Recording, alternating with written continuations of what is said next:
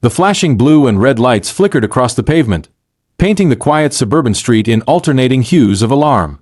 It was the kind of night where silence hung heavy, except for the buzz of walkie-talkies and murmurs between officers. A scuffle had broken out at Fair Hill Mall, and one of the teens had apparently resisted arrest. Now, 5 squad cars were blocking the lot like it was a crime scene out of a movie.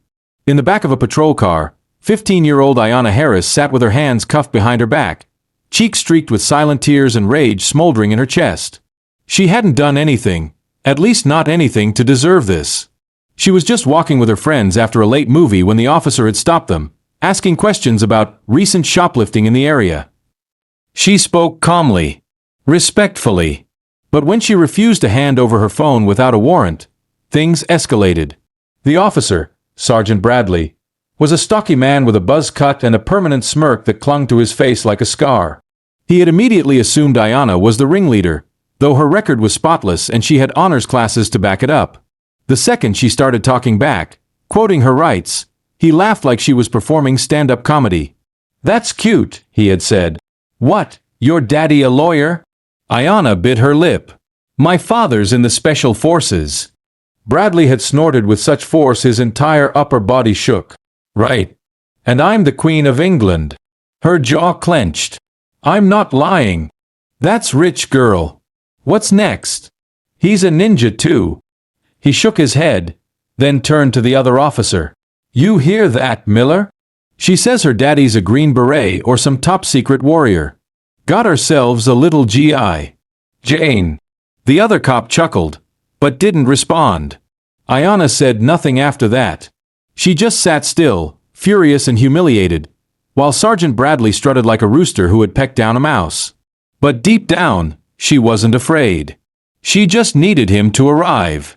Back at home, her mother had called him, using the emergency-only number he gave for times like this. He'd said 3 words before hanging up.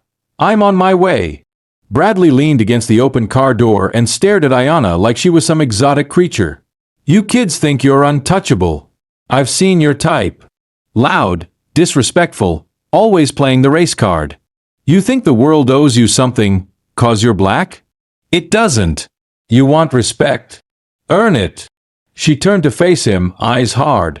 "Respect isn't earned by abusing power." His face twitched. "What did you say?" "I said," she repeated louder now, "you're not enforcing the law. You're hiding behind it." "Oh, we've got a mouthy little philosopher here." Bradley leaned in, now inches from her face. "Listen, girl. You don't talk like that to the police. Especially not in my town." Before she could speak again, the static crack of a walkie-talkie interrupted him. "Unit 27.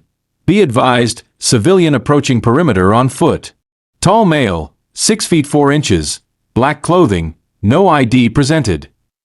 Bradley straightened. "What the hell? Someone just walks past the barrier." Another voice chimed in. "Sir, he's requesting to speak with Sergeant Bradley. Refused to provide ID. Says he's here for his daughter." Bradley's smirk returned. "Oh, so it's Daddy, huh? Let's go meet the war hero." He sauntered over toward the barrier where 2 younger officers stood awkwardly.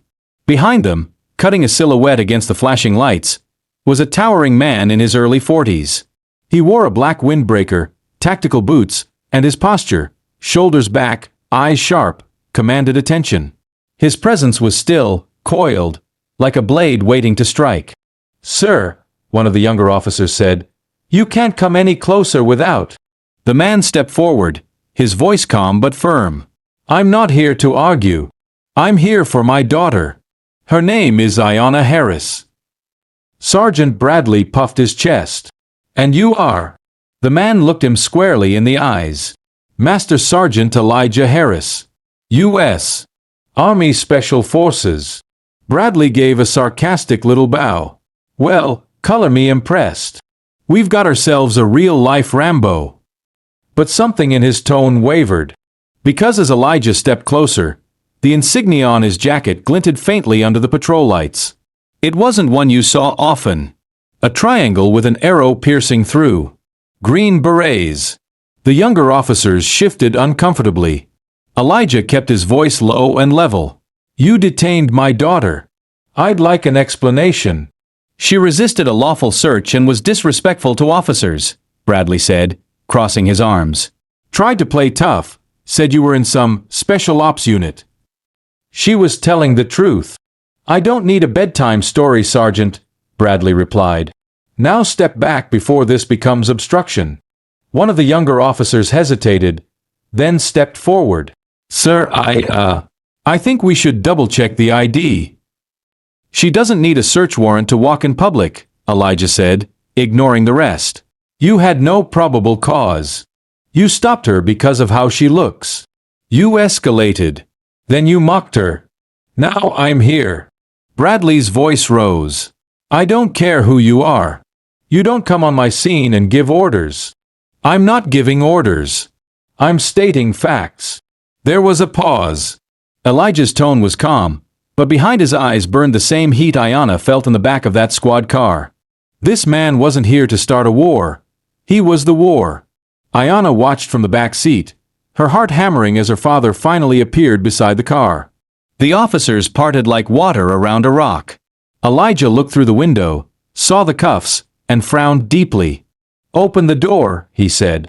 No way, Bradley interjected. She's being detained. For what? You're going to put resisting arrest on a 15-year-old girl who was walking home from the movies. She refused to comply. She complied. She just knew her rights better than you did. Bradley's face turned red. You're out of line. And you're out of control. Another officer came running up with a tablet in hand. Sir, we ran his name. He's legit. Master Sergeant. Fort Bragg. Multiple deployments. Pentagon clearance. Bradley froze. Elijah stepped in, voice suddenly cool and surgical. You think you scare kids straight by humiliating them? By dragging them into patrol cars and laughing at their pain? You don't teach them to respect the law. You teach them to fear the people who wear the badge. Bradley looked away. You want to wear that uniform? Elijah continued. Then carry the weight it comes with. You don't get to weaponize it just because you think someone doesn't belong in your town. My daughter isn't your suspect. She's a child. And she's mine. Without another word, Elijah opened the door. The cuffs were off in seconds. Ayanna stepped out, her face pale but strong, and wrapped her arms tightly around her father. He held her close, then looked at the officers. I'm filing a complaint, he said. And trust me, it won't get lost in the system. Bradley opened his mouth, but nothing came out. Ayanna turned back once before they walked away. Her eyes met Bradley's. I told you, she said. My dad's not someone you want to meet like this. The crowd that had started to gather watched in silence as the two disappeared into the night. Father and daughter walking tall under the streetlights. For once, the flashing sirens didn't feel so loud. For once, the system had been called out not by protests or outrage, but by a man who had fought in real wars, now fighting the quiet one at home. Bradley stood still, the weight of his own authority sinking into his boots. The girl he mocked had a father not just in special forces, but in control of himself, his words, and every room he walked into. And the laugh that had come so easily hours ago? Now, it never came again.